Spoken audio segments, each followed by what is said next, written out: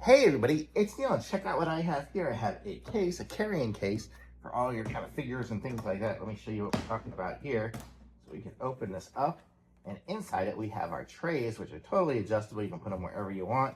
You can have all the different stuff in there. So if I was going to go and I have my little figurines and stuff, whatever it is I want to have, if I have the little tiny ones here, those on the little shelves and stuff, to bring them around somewhere.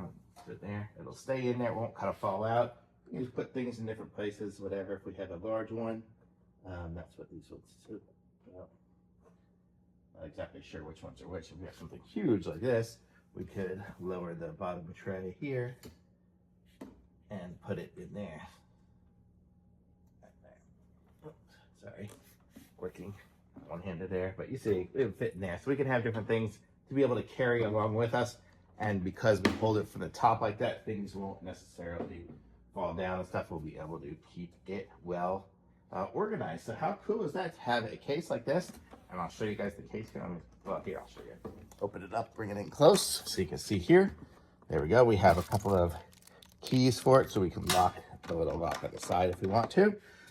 We can have it as a display by putting everything in. Let me just take this one out here and move it up a little bit. It looked like it worked.